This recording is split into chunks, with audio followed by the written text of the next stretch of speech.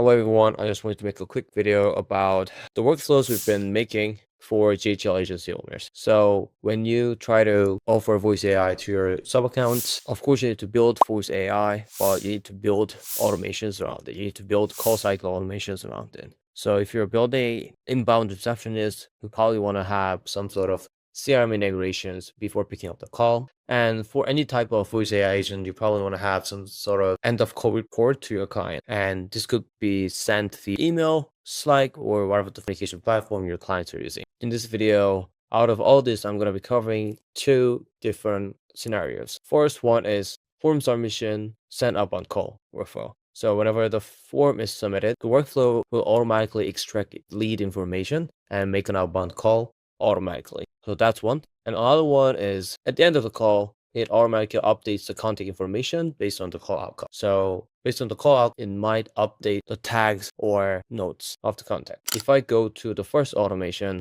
it's very simple. I've already connected my high-level account. So once the form is submitted, using our customer connector app, which is our own native gray label app, you select the phone numbers that are available and select the phone number from the lead form and then make a call with dynamic variables. Let me quickly show you how we can set up trigger within Quiet Level. And so connection settings, this is the webhook URL. Then you need to copy inside Quiet Level. And you simply need to copy this and go back to Quiet Level and go to automation tab and create a new workflow, add a form submitted trigger, and using a custom webhook, you can simply paste this with this custom values. Go ahead and save action. If I come back to chat dash, you must test this step out, wait for webhook. If I go to forms again, that's something another for here.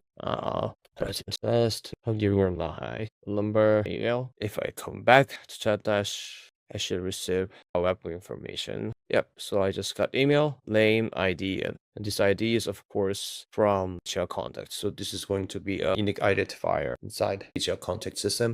Continue to allocate data. And if I go to customer connector, this is our app to send an outbound call. So previously, if you're using external platforms like Zapier or retail, you probably need to have some sort of knowledge around webhooks and APIs. But with this, it's very simple. You just select the phone numbers that are available within ChatDash and just select the number to call, which could be retrieved from the form trigger. And for dynamic variables, you can add as many phone variables as you want, and you can save this. And you can even test this out. And now it's like, as you can see, I'm getting the false. And yes, this was one of the examples I built for GHL workflows. Another one, as I said, end of call report workflow. Basically, this is for the call ends and it search contact by phone numbers and then update contact information. So I'm updating tags and notes. For tags, I'm adding, I'm not interested.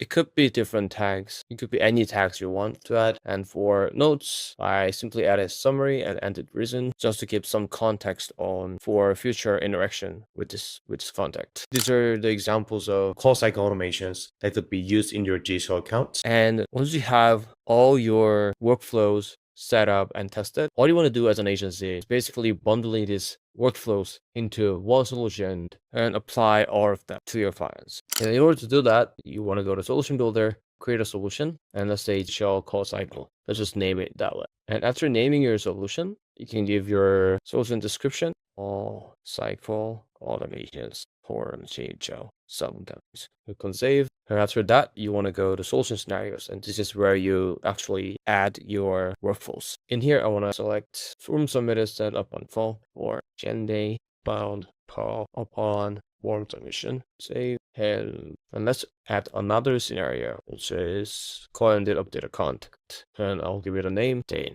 contact. Here's a end of call report.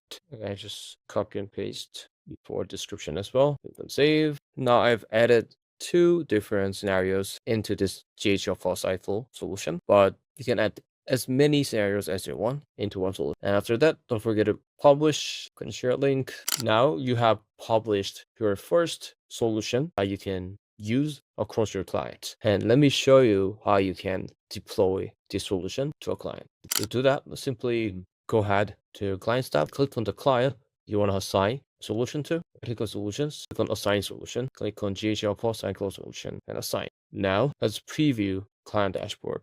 in our automate tab, under marketplace, they will see all the assigned solutions to them. And as you can see, there's a GHL full cycle which is assigned in their account. And if I go to full click install, there are 2 scenarios we've added under this solution. And your client can simply grant access to one of the apps your workflows require, and they could simply turn it on. Let me show you how. By click on install, your client will see this onboarding wizard, and first thing they need to do is just setting up their connections. So connection is already done. My case, and in customer connector, I would select which agent I want to use for this scenario. I click continue, and all the fields are already pre-populated based on your configuration, but your client can change it. Continue. After mapping the fields, client can activate this workflow just by clicking this. And let's go ahead and finish the second one as well. So agent is already pre-selected. And for the second step, we're going to search contact by a phone number we got from the call ended trigger.